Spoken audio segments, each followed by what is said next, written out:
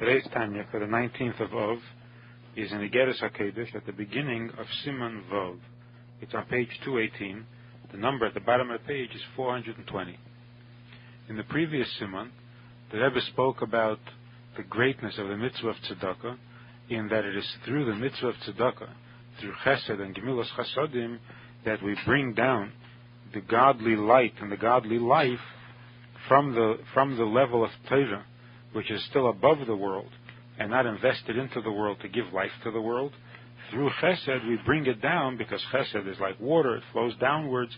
It brings down the yud into the hay, into this world, and thereby gives life to the world, and that is the kavanah, to bring godliness down into this world. In today's Siman Vav, the Alter Rebbe brings another virtue, another benefit on a higher level than the love and fear we are capable of generating by ourselves. Siman Vav. V'zerei yatzedakah secher emes, Pasuk in Mishlei Yud Aleph, says that the Rasha, his activities are false, they lead nowhere. But the planting of, the spreading of tzedakah, that is a true pa'ula, it is a true activity, because it brings true results. Pirush, that the Alter Rebbe explains, sheschar zriyas tzedakah. The Alter Rebbe translated the word to mean schar, reward, and he says that the reward of tzedakah is midas emes. Not that you get a true reward, but that the reward is truth itself, the attribute of truth, of emes. Uchsiv titan emes liyankev. It also says, there's a pasuk that says that God gives emes to Yaakov. Ushvocha dekucha bricho misadin novi kameshikosa b'zeir hakodesh. And the Zayah says that this is not a prayer. Titan emes liyankev. We're not asking of God that He give truth to Yaakov. Instead, we are spelling out God's greatness. We are praising God for giving truth to Yaakov. Pirush HaKadosh Baruch Hu haneisen midas emes liYaakov, which means that God is the one who gives truth to Yaakov, gives truth in the present tense, in the constant tense, so that Yaakov receives truth from God. And we have to understand, is Yaakov himself not emes, God forbid, to where God has to give it to him from above. That which is given from above is from outside of the person. So what does it mean? How can we imply that Yaakov within himself internally isn't emes?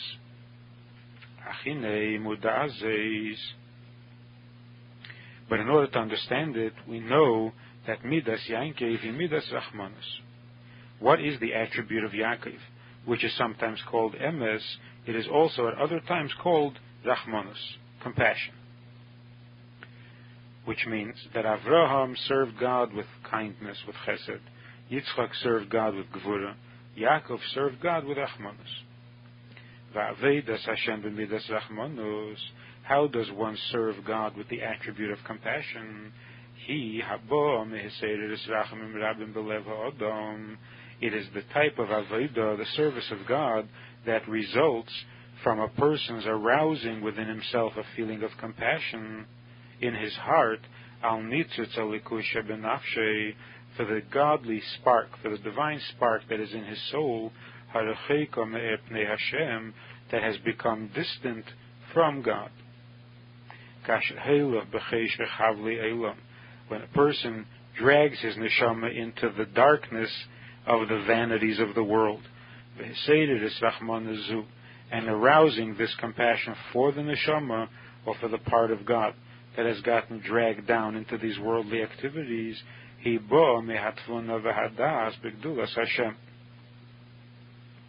what arouses the feeling of compassion is the consideration of God's greatness. When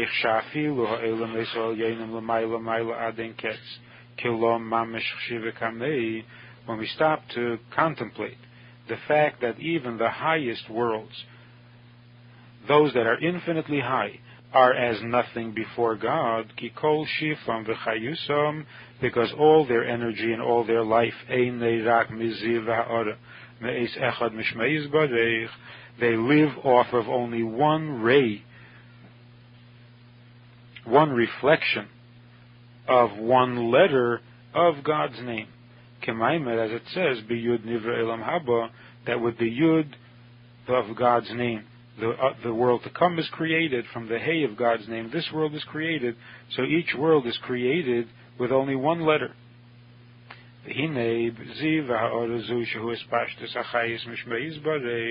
Now this ray, or this reflection of godliness, that comes from one letter of God's name,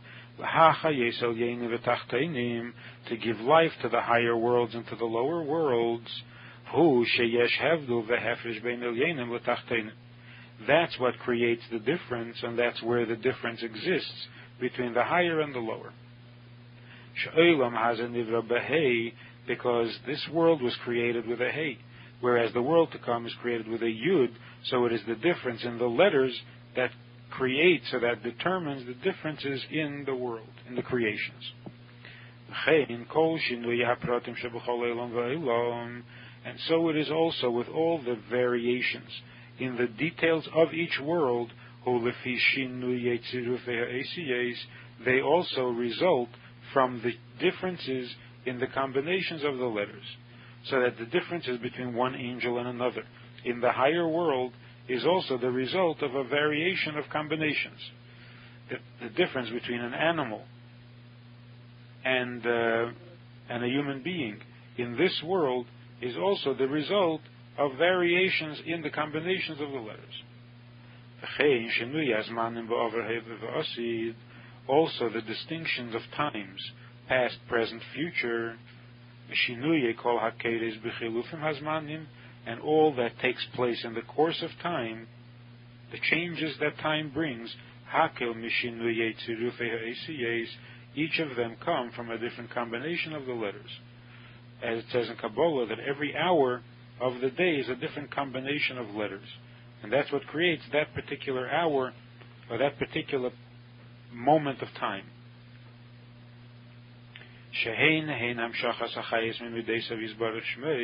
Because it is the letters that bring down the life and the energy of God's attributes. And it's God's attributes that create the world.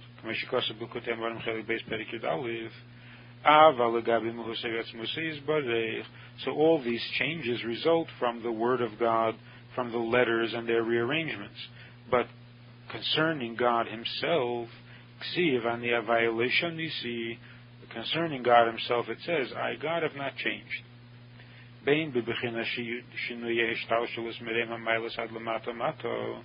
God does not change in terms of space, meaning that He is not different or changed the way He is above at the beginning of all chain of worlds, or the way He is at the bottom at the end of all the chains of worlds.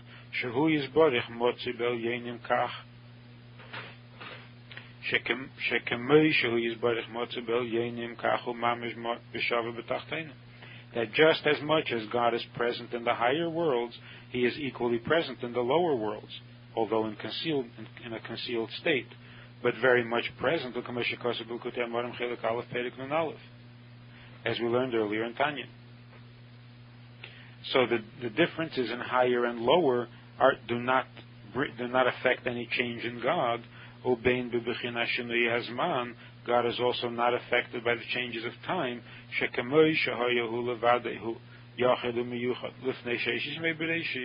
Just as God was alone and unique before the creation of the world, before the 6 days of creation, He is equally so now, after the world was created.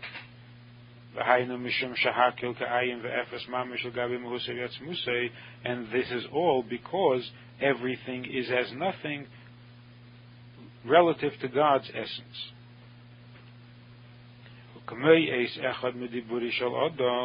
And it's like one letter of man's speech compared to his soul. or even one letter of a man's thoughts, compared to the soul itself, which is the origin of the word or of the thought, because it's the intelligence that is being expressed in the word or thought. So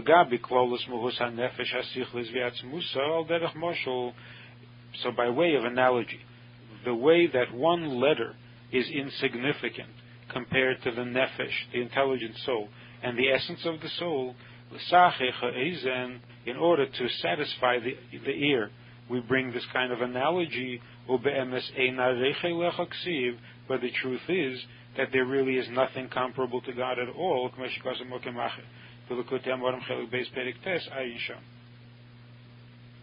So when a person stops to contemplate how the whole world is nothing before God, and as far as God is concerned, there are no changes at all, not in terms of high and low, not in terms of before and after, and so on.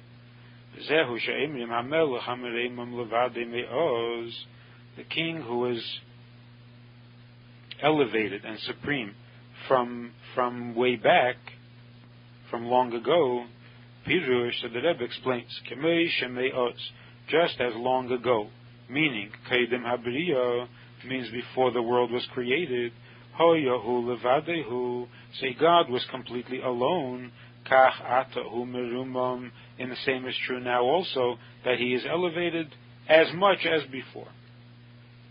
And then he goes on to say, and he transcends the days of the world, Pirush, that's a reference to the time that God is not affected by time, which is called B'Shem Yemeis Eilam. Days of the world is basically a reference to time. It's because time itself, comes only from the attribute of Malchus, the lowest of the attributes, as is explained elsewhere. So he comes to the conclusion, having contemplated God's greatness and the insignificance of all the world, of time and space itself, how insignificant they are relative to God, that being the case, so the compassion and the pity that one feels for the soul and the part of God within the soul is extremely great. The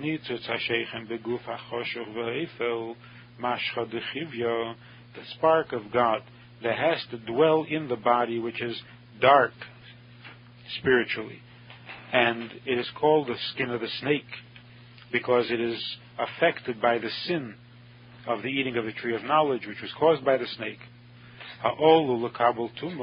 And besides its born unholiness, it is also susceptible to greater impurity, and it can defile itself with all sorts of indulgences. Were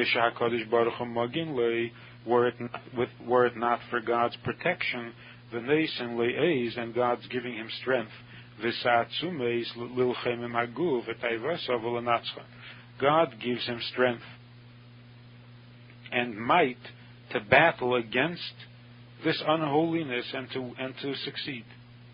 And that's why it goes on to say, Adeinu Zeinu, the master who is our strength, and Mogen Yishenu, and the shield of our salvation. Which means that were it not for God's protecting us, being our shield and being our strength, we would not be able to overcome the ungodliness, the unholiness of our condition. And that emphasizes the Rahmanus on that part of God that is within us, that it has to be protected by God himself from defilement. And to think that this neshama that was a part of God and that was close to God and one with God now is in a condition where not only is it subjected or exposed to unholiness, but it is so vulnerable to unholiness that we have to resort to God's help and protection to prevent us from defiling this neshama. So to think that that's what's become of the neshama when it comes down into the body, that arouses a great compassion for the neshama.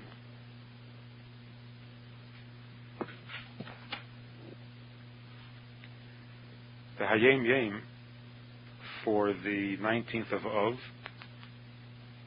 the Rebbe writes that those who put on 4 pair of tefillin follow this procedure.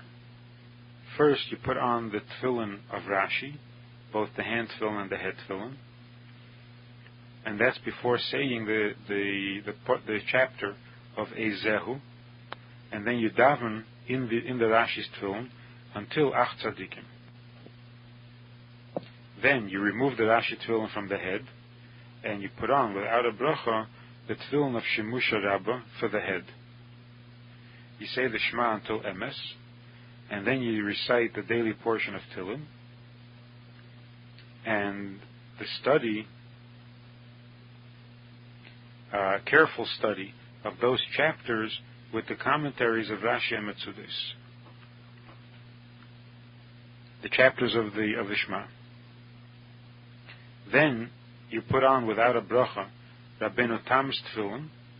You say the Shema until Emes, and then the paragraph of Kaddish and the remembrances, the 6 remembrances, and then you study a chapter of Mishnah, each according to his level of comprehension.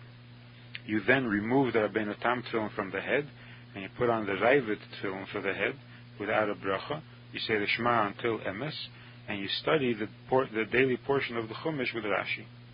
On Sunday until Sheni, Monday till the second parsha till Shlishi, and so on. It's critical to note that the Rebbe has instructed and requested all of Bar Mitzvah age and older to regularly put on Rabbeinu Tam's tefillin, although others have some hesitation about it, but the Rebbe insists that it is a positive thing to do from the age of Bar Mitzvah.